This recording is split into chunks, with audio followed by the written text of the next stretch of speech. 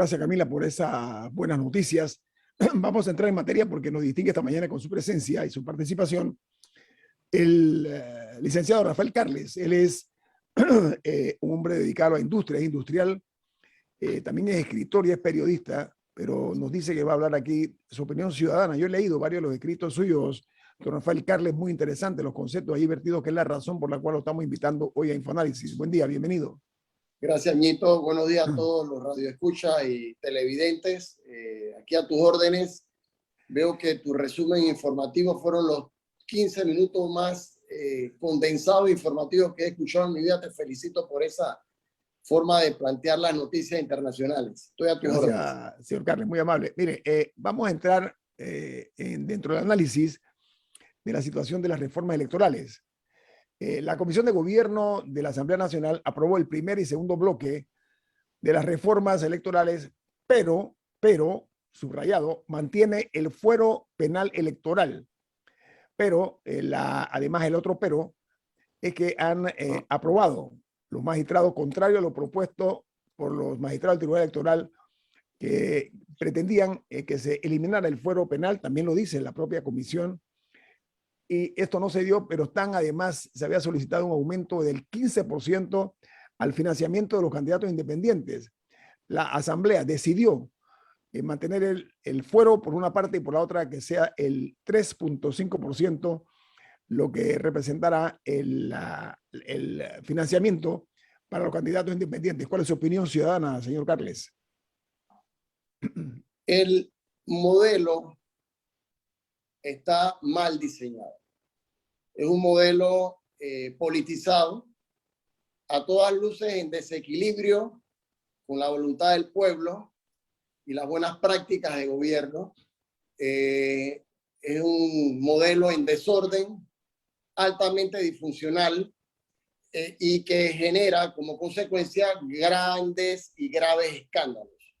De ese modelo surgen iniciativas como la que estamos escuchando en la Asamblea Nacional y no se sorprendan que, y esto no es nuevo, cada 5 años plantean reformas electorales con el ánimo de ir mejorando, pero realmente lo que hacen es ir empeorando el modelo, a tal forma que cada día se hace casi que imposible salir de este círculo vicioso. Esto nos llama nuevamente a la reflexión para que en este país se plantee con seriedad una serie de reformas constitucionales, de manera que estos fueros y privilegios, esta manera de hacer política en este país sea eliminada por un sistema donde haya más pesos y contrapesos, donde se busque realmente que las libertades democráticas imperen sobre los antojos y los arrebatos legislativos. Y eso, a menos que se haga de esa manera, siempre vamos a tener sorpresas como la que usted acaba de leer, y vamos a seguir leyendo y escuchando durante los próximos meses. Y de nuevo, dentro de 5 años, volverán con este tipo de iniciativas que hacen que la gente se sienta incómoda, que producen un malestar dentro de la comunidad, que hace que la gente marche, se manifieste y se desahogue, precisamente porque lo que están haciendo está ya fuera de orden. Camila. A mí me llama la atención la resistencia, reforma tras reforma, al tema de la paridad. ¿Por qué? Porque dentro de todo uno puede encontrar motivaciones perversas para que ellos quieran mantener el financiamiento como está, que quieran mantener el fuero penal electoral como está. O sea, de manera lógica, bueno, no quieren hacer lo que sería un tiro en el pie para su beneficio personal. Entonces no quieren pasar esas leyes. Pero ¿por qué la paridad siempre se queda por fuera? No es una prioridad para nuestra sociedad y siempre pasa callada. Hay grupos de mujeres que sí han estado haciendo la lucha y que van a los debates, pero nunca se pasa. ¿Por qué? ¿Qué cree usted, por lo menos? Mira, los exabruptos son tan tan marcados que creo que por primera vez en muchos años el sector trabajador coincide casi en su totalidad con el sector empresarial. Si uno lee bien la carta de Genaro López de Conusi a la Asamblea Nacional el día de su marcha, y uno analiza párrafo por párrafo, coinciden casi en su totalidad con lo que el sector empresarial, incluso con la sociedad civil en general, está manifestando. Lo único que diferimos es en que la crisis es producto del sistema neoliberal. Eso obviamente, eso es un discurso que no compagina con la realidad y un discurso histórico de ellos. Pero si uno analiza exactamente, absolutamente, el origen de la crisis social, el origen de la crisis económica, el origen de la crisis institucional, los trabajadores y los empresarios, los sectores productivos, los sectores sindicales, estamos en lo mismo. ¿Qué te quiere decir esto? Esto quiere decir que los diputados han quedado solos en sus ñamerías, en sus locuras y sus arrebatos legislativos, y créanme, esas reformas no aguantan la mínima prueba ácida de valores, principios éticos, cívicos y morales.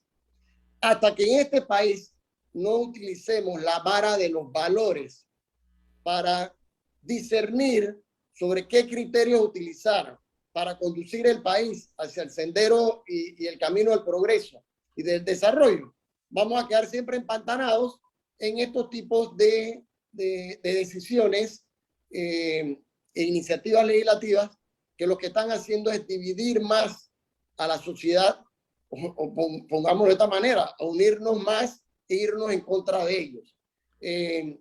Si hoy nosotros hiciéramos una encuesta, como era muy común antes, Cherinera tenía su encuesta, el diario La Prensa, Gallup tenía las otras en el Panamérica, tiempos de antes.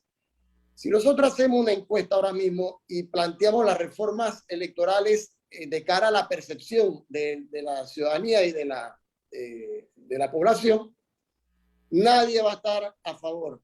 Nadie va a estar a favor porque el foco, el origen, la cuna de esas reformas es un nido de avivatos y de juegavivos que lo que quieren es perpetuarse en el poder de una manera que no compagina con lo que el país está necesitando. Señor Carles, Entonces, ahora hay una situación real. Aparentemente hay algunos diputados que viven en su propio, digamos, microcosmos, ¿ok?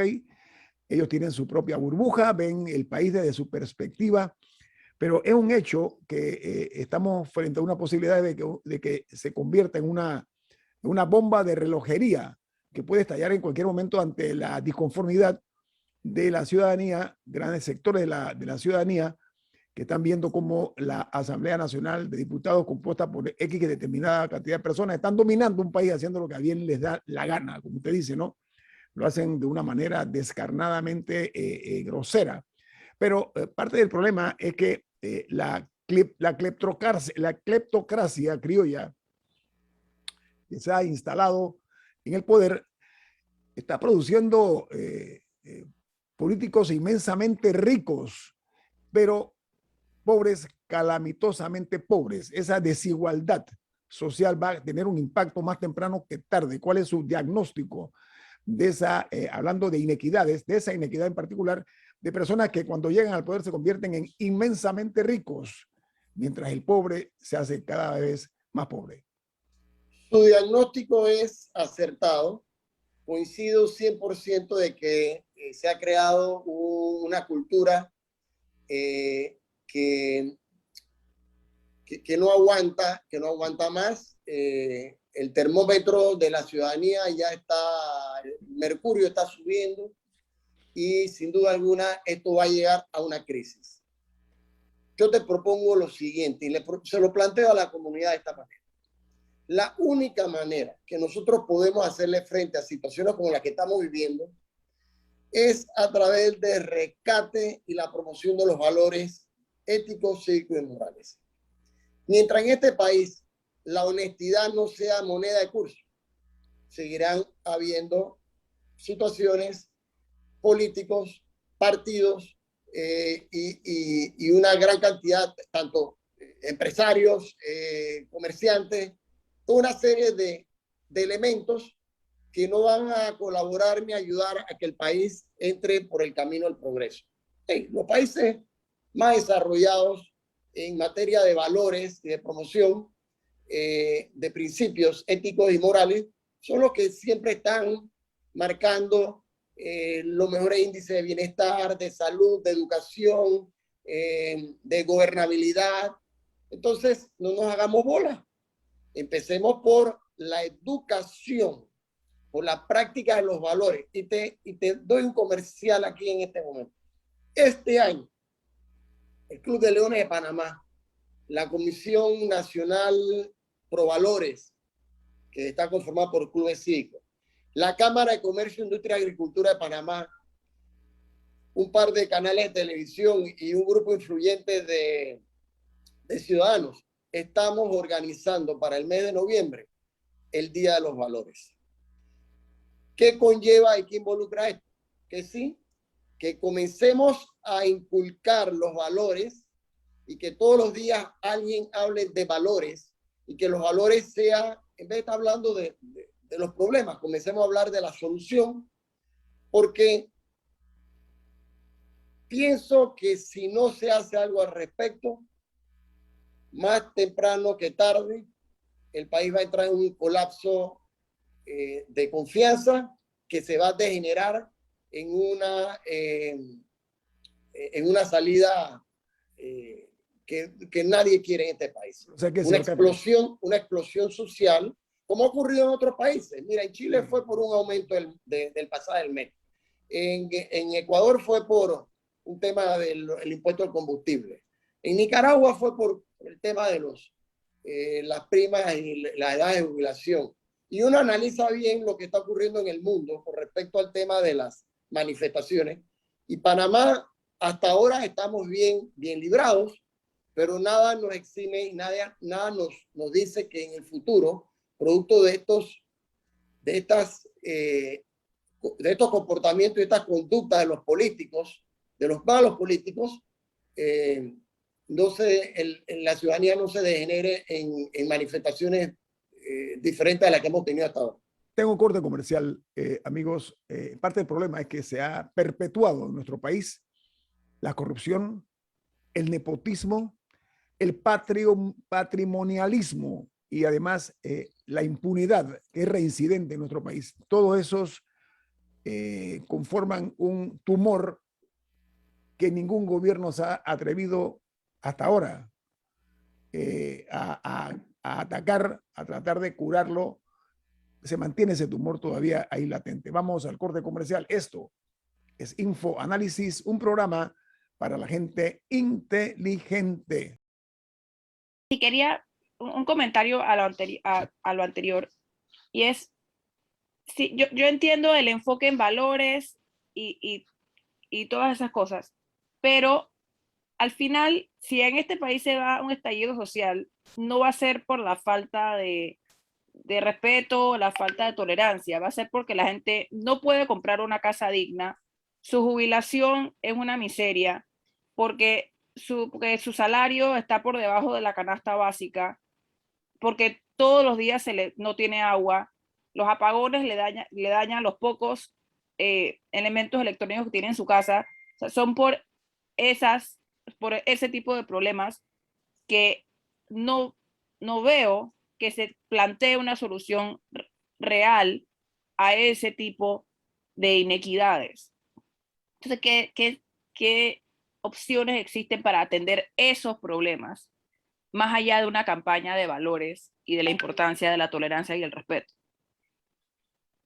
Gracias. Voy a tratar brevemente de explicarte un gran problema que tiene este país.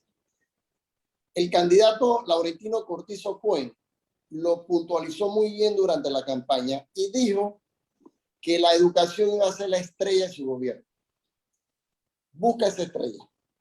No la veo, no ha brillado, y yo siento que la educación como concepto y como agenda de Estado no brillará mientras los políticos sean los que tomen decisiones. Acuérdate que para realmente hacer una reforma a la educación de este país, los réditos no son quinquenales. Usualmente un mejoramiento de la educación toma 20, 25 hasta 30 años y los políticos no están para esperar tanto tiempo. Ahora, si solucionamos, y Nito lo dijo bien en campaña, pero no sé qué le ha pasado, si solucionamos el problema de la educación en Panamá, la mitad de los problemas de educación resuelven casi la totalidad de los problemas de este país. Y te voy a explicar por qué. Porque la educación es donde más desigualdad hay en este país.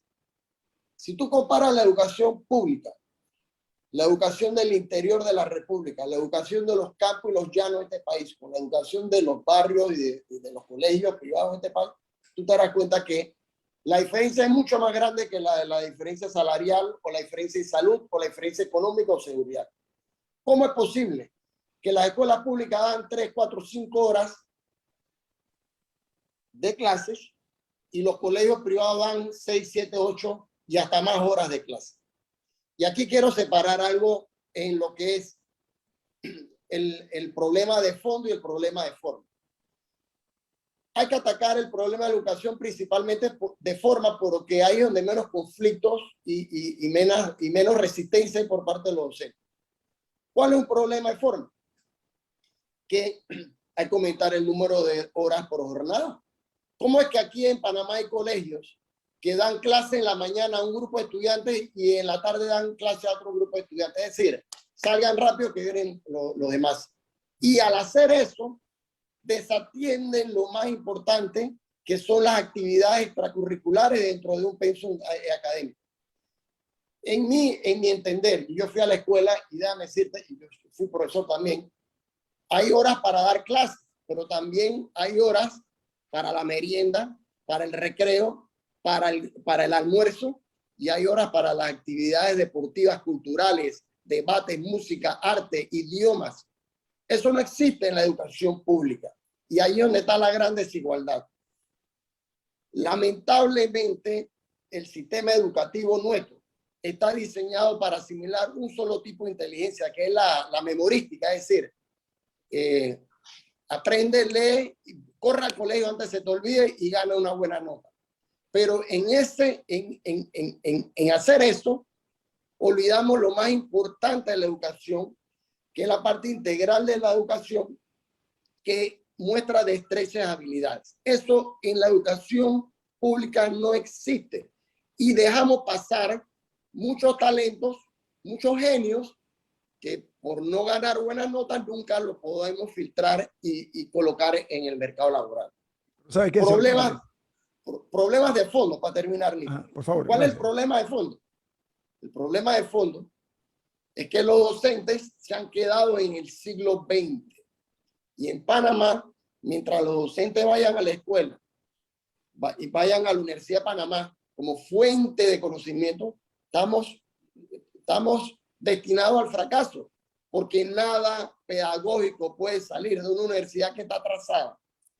Yo le propongo al presidente Cortizo lo siguiente: que agarre su sexta estrella, la ilumine, le dé el brillo que todos esperamos y que plantee, siembre la bandera de un plan de Estado de 20, 30, 40, 50 años y nos coloque a la educación panameña como una de las mejores del mundo. Mientras tanto, seguiremos teniendo corruptos en la asamblea, seguiremos teniendo una fuerza laboral mediocre, poco productiva, sin eficiencia, y seguiremos siendo subdesarrollados.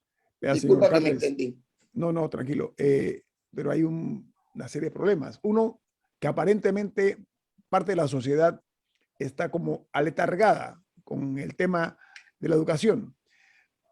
Aparentemente hay algunos maestros y profesores que son defensores de la ignorancia porque están dándole largas y largas y largas al año lectivo, pero el creciente número de marginados son vistos también como con cierto grado de frivolidad, porque los gobernantes no se atreven a darle el empuje necesario a la educación. Eso estoy de acuerdo con usted.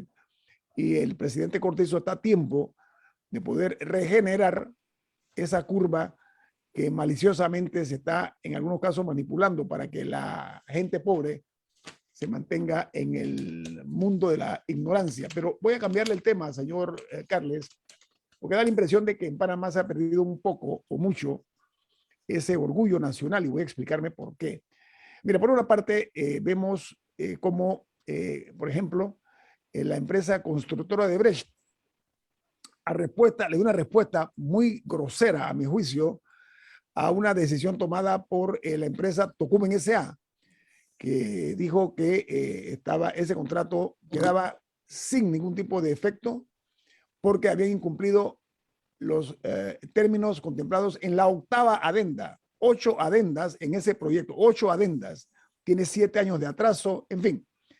El gobierno, a través de Tocumen S.A., dice, se rescinde el contrato, muchas gracias y ya. Pero ayer la constructora de Brecht, que luce en su pecho las condecoraciones de haber comprado conciencias de muchos funcionarios de muchos países, de acuerdo a las informaciones comprobadas y las declaraciones que han dado. Bueno, dice Odebrecht, perdón, disculpen, que en una respuesta a Tocumen S.A. dice, el contrato continúa legalmente en vigencia porque carece de fundamento legal y de sustento en los hechos. Miren ustedes qué delicado este tema, pero esto se me ocurre pensar también, me lleva a otra situación en la cual aparentemente no se defienden los mejores intereses del país. Estoy hablando de los contratos de la minería, donde aquí el contrato supuestamente venció hace rato, pero la empresa sigue todavía extrayendo metal. Vamos a irnos al tema de Odebrecht con Tocumen S.A. ¿Qué opinión le merece, señor Carles? Muy sencillo.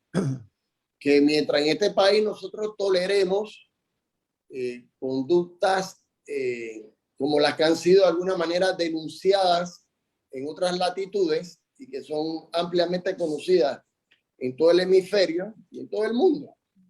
Y nosotros aquí no hacemos lo de la vista gorda, vamos a tener situaciones como la Tocumen. La Cámara de Comercio, Industria y Agricultura de Panamá, respetuosa de su código de ética y de sus procedimientos gremialistas, expulsó a Odebrecht de la lista de miembros. En el momento en que se hizo pública y que hubo una denuncia y entró dentro de un proceso, incluso en el momento que se declaró culpable en otro país, ya nosotros aquí estábamos tomando a nombre de la Cámara de Comercio y eso se hizo público.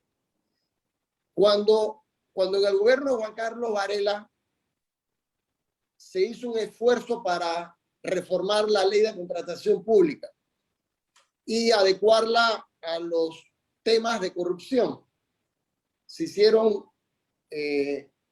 propuestas importantes, no solamente del sector empresarial, sino de todo el sector productivo y de la sociedad civil.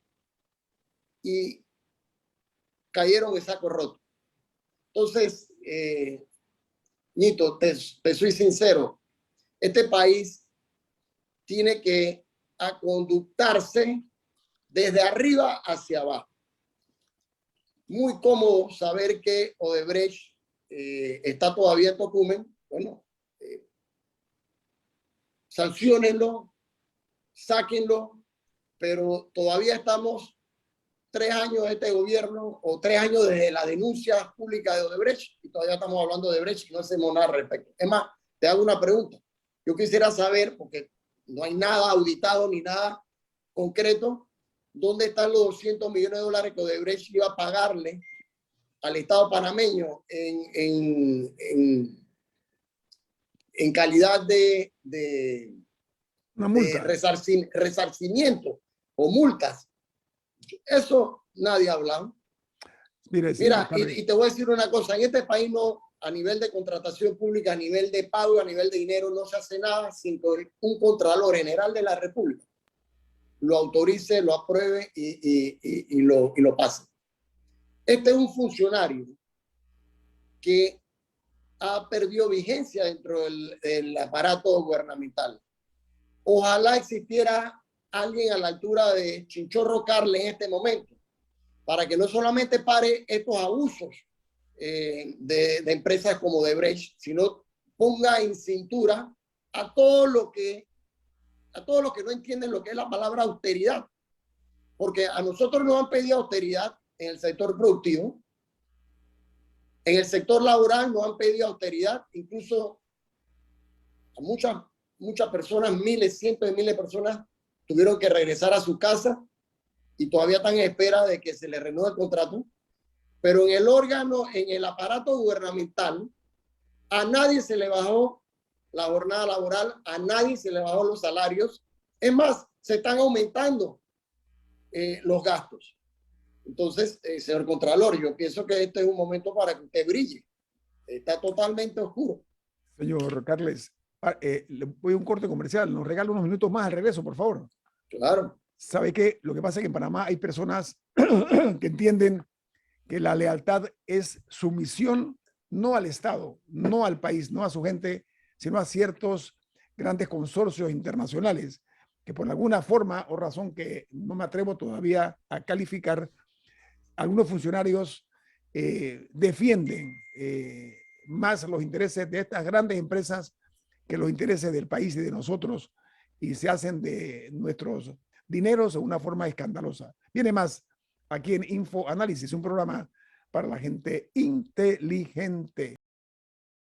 Me te iba a hablar acerca de los plazos vencidos hoy, ¿no? Sí, que hoy es el último día para que quienes no han acudido a su banco a llegar a un arreglo de pago para sus compromisos, lo hagan. Ya hoy se cumple el plazo y todavía quedan miles de panameños que no han ido, todavía tienen unas horas para tomar esa decisión. ¿Qué opina usted, señor Carles, de ese ultimátum que se cumple hoy?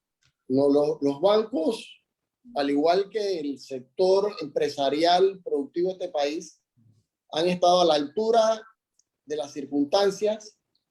Nosotros hemos coadyuvado con la población, con la fuerza laboral, lo más posible.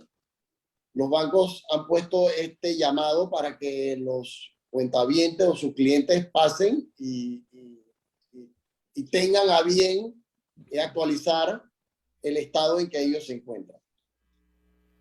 Y los bancos han sido responsables en eso. Hoy leí el artículo de Zulay en La Estrella de Panamá, de la diputada Zulay Rodríguez en La Estrella de Panamá, y ella tiene su versión al respecto. Los bancos no pueden desatender la razón de su existencia, y es de que ellos prestan dinero, pero también tienen que recoger lo suyo. Y han sido consecuentes en eso. Yo creo que no podemos generalizar que los bancos hagan de todas maneras en consulta, y este ultimátum no lo llamemos ultimátum, llamémoslo un llamado para que los clientes se acerquen. Y es importante también hacer un llamado a los trabajadores y a la ciudadanía en general, porque aquí mucha gente debe pagar sus servicios públicos, sus responsabilidades financieras, sus compromisos económicos en medio de la pandemia, teniendo medios para hacerlo. Y pasaron una buena pandemia, pudiéramos decirlo de esa manera, y hoy se tienen que enfrentar a una realidad. Y es lo que uno lo debe pagar. Y los bancos, estoy seguro, van a corresponder en ese sentido. Y la pandemia no fue un paseo por el parque, ni fue algo gratificante para nadie en este país. El gobierno nacional hizo lo propio y está cumpliendo con la vacunación. La estrategia que escogieron está dando resultados. Hoy los índices y las tasas y las métricas de la pandemia nos ponen como uno de los mejores países del mundo, producto de la vacunación y producto de todo lo que se ha hecho. A nosotros no nos gustaban y nos gustaron los decretos, pero de alguna manera eso dio como resultado que hoy estemos viviendo una recuperación económica. No nos hagamos bola, hay una recuperación económica y el gobierno ha cumplido en ese sentido. ¿De que tiene problemas el gobierno? Tiene muchos problemas. Uno es el de las listas grises que mencionaste en el corte, y las listas grises seguirán estando grises y hasta negras en la medida en que la justicia de este país no sea solamente para el hijo ni la hija del cocinero. Pero déjeme abundar en eso, señor Carles. Permítame, Sí. vamos a la razón de ser de su atinado comentario. A ver, estamos nosotros en este país ante un reto mayúsculo. Y me explico por qué. Porque la Unión Europea ha calificado de pernicioso el sistema fiscal panameño. Incluso ya nos anunciaron que vamos a mantenernos en las listas negras, pese a los muchos esfuerzos que ha hecho la República de Panamá, hay que decirlo, eso es cierto, pero también que según los franceses, por ejemplo, dice que nos hemos pasado de astutos, de vivos, de ellos llaman de listos, ¿no? Es el término que usó el ministro Zapán, que es el ministro francés, aquel famoso que ya todos recordamos, pero ellos señalan que debemos adecuarnos a los estándares internacionales y nos califican como que no somos cooperantes. ¿Qué opinión le merece eso, señor? En medio de una pandemia, en medio de una crisis económica, señor Carles. No soy abogado internacionalista, ni estoy a la par del difunto Eduardo Morgan, ni mucho menos del Fulvio Linares, ni de Jaime Alemán. En absoluto, no me quiero comparar a ellos, pero sí te tengo que decir algo. Mientras que en este país solamente los que caen son los maleantes de delitos comunes, los franceses y la OCDE no va a ver bien. Aquí no ha caído un solo sujeto. Aquí no ha habido una seria investigación sobre lo que ellos están denunciando. Y nos han dado recomendaciones, nos han dado sugerencias. Ahora, yo le voy a hacer una pregunta a usted muy puntual, y eso es lo que deberían estar haciendo los abogados internacionalistas. En el Ministerio Público, los llamados a hacer investigaciones sobre este tema no cuentan con ningún especialista en evasión fiscal, en analistas financieros, auditoría especial en el tema de lavado de dinero, de narcotráfico, de narcolavado. El Ministerio Público no tiene ni uno solo.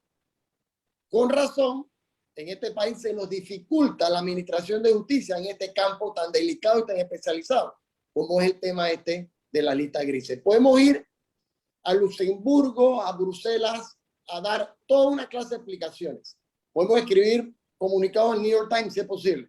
Pero hasta que nosotros en la concreta no resolvamos ese problema de que tenemos a los capos del narcolavado atrapados, no va a pasar nada. Ahora, pregúntese usted por qué están los gringos que abrieron una oficina en Amador, que tienen toda una fuerza de pie aquí en Panamá con el tema no solamente de narcotráfico, ellos están viendo también lavado de dinero y están metiendo sus ojos en todo lo que tiene que ver con las cuentas bancarias.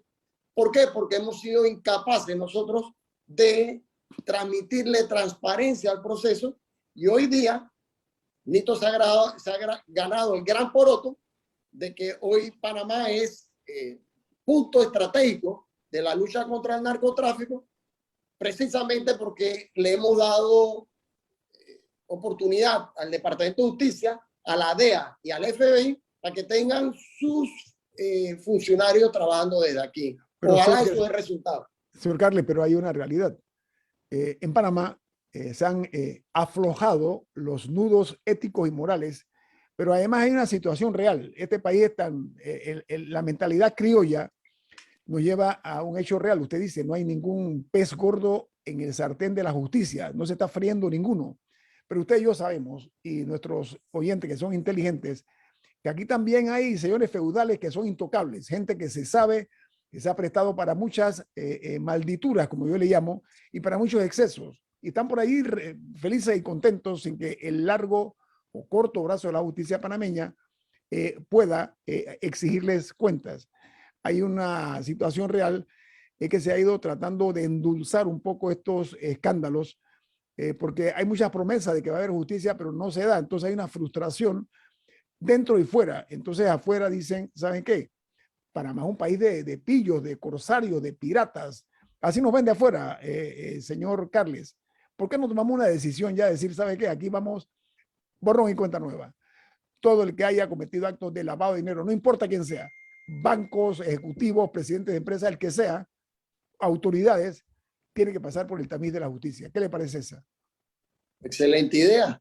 Pero eso, llevado a la práctica, supone y involucra una serie de funcionarios que tengan coraje y valentía. Te voy a dar un ejemplo. En 1956, siendo Chinchorro Carles ministro de Hacienda, en el medio del gobierno de Ernesto de la Guardia, él descubre que, haciendo un estudio y análisis de las cuentas de los evasores fiscales, de que una de las empresas de Ernesto de la Guardia debía impuestos al Estado. Él publica una página entera de los evasores de ese entonces y recibe una llamada del presidente de la Guardia y le dice: Chinchorro, Rubén, vente a mi oficina y tengo que hablar contigo. Llega Chinchorro a la oficina preocupado pensando que había tocado callos y le dice: aquí está el cheque de mi empresa. Sigue publicando las listas. Eso ocurre cuando hay un ministro de Hacienda honesto y cuando hay un presidente de la República honesto. Eso es muy difícil en estos tiempos, Nito. ¿Dónde quedaron esos hombres? Es la pregunta que me hago. Diga, Camila.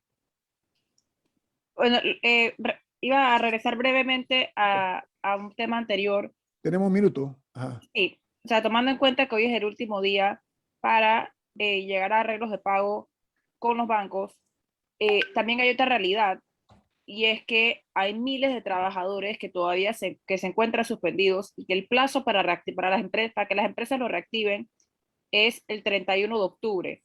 Y realísticamente, muchos de ellos, al ser reactivados, va a ser para que firmen un mutuo acuerdo y que se acabe la relación laboral, para que sean despedidos. ¿Qué queda por hacer en ese sentido? Porque el desempleo va a estar por encima del 20%. O sea, estas dos realidades son ciertas. Camila, la economía se está reactivando. El MEF está haciendo un excelente trabajo de colocar dinero, primero de conseguir dinero y colocarlo en esta base social de bonos y de regalar dinero en este momento para salvar la crisis social. Le corresponde al gobierno facilitar los mecanismos para que las empresas reactiven sus actividades, y eso es un trabajo titánico que deben hacerse mancomunadamente: gobierno, empresa privada y trabajadores. Señor Rafael Carles, gracias por estar con nosotros esta mañana. Ha sido usted muy amable. Gracias, se aprecia. Nito, gracias, Camila. Amigos, no se vayan, que viene Álvaro Alvarado con su programa Sin Rodeo.